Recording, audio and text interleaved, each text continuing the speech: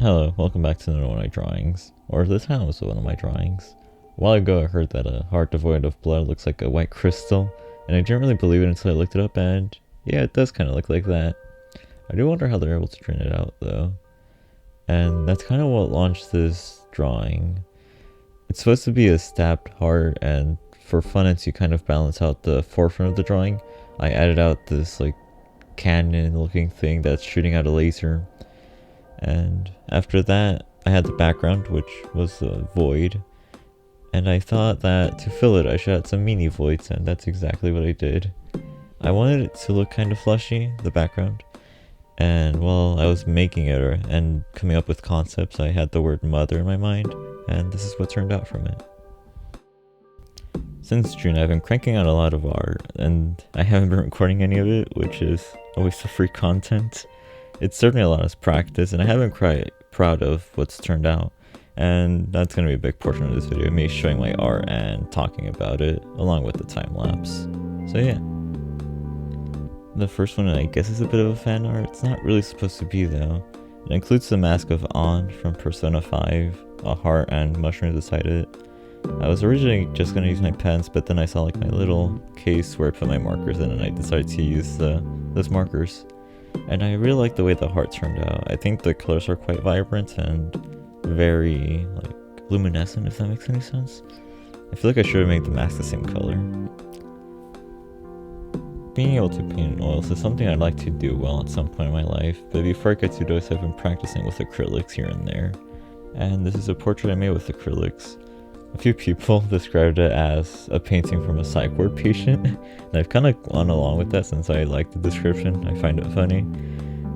For it, I used heavy body paints along with palette knives, and I would consider this to be my first, quote, real painting, since I am happy with the way it turned out. And while it can be better, I do quite like it, and I would hang it up at some point on my walls. The next piece I have in mind is probably going to be another acrylic painting, but I don't think I'll be able to record it since I always paint outside, since the smells kind of bother me. At some point I made this watercolor painting. It's supposed to be a succulent in a desert, and I like painting quite large when it comes to watercolors, even though it does kind of get terrifying at some point. So it's 18 by 24 inches, which is the largest paper I have. And I really wish the colors would be as vibrant as they are dry as they are wet, because I was combining this orange and it looked amazing when it was wet. I found out that the yellow I was using for it had nickel, and I only realized this because when I was going in to make the orange, every time I put in the yellow, all the red pigment would like go away, and that's when I decided to look at the name of the tube and like, oh, it says nickel. And so yeah, that's one way to find out. This is the last of my recent works. It was originally supposed to be just some abstract thing with like a bunch of curves, and I wanted it to look kind of woven, but while I was working on it, I kind of saw this head with like guts coming out of it, so I ended up pursuing that.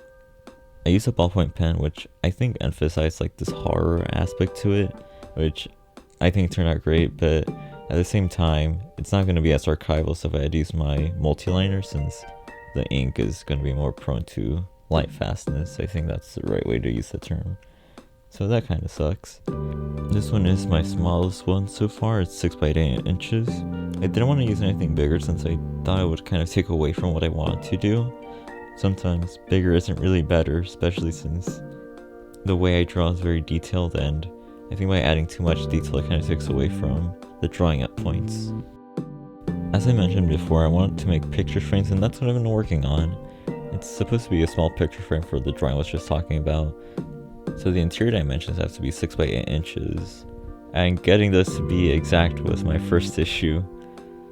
When I went to go cut the first pieces, it didn't turn out the exact same size, even though I tried making it, because I had to account for the thickness of the pencil, the thickness of the blade, cutting in the exact same place, and it would never turn out the same. So what I then decided to do was to put this like piece of scrap wood against the fence of the miter saw, and then I made this like stop block, and for the most part it was accurate, but then I realized that I didn't make the rabbits at first, and rabbits are like this thing you cut along the sides of the wood, not to be confused like with the groove which goes like with inside the wood, if that makes any sense. So when I realized this mistake, I went to go grab another piece of wood. I made the rabbits, and then I started cutting it to size. And it was a bit tougher too, because I had to make sure that I was making the angles the right way, because when I didn't have the rabbits, it didn't really matter what side it was facing, but now I had to really get that down.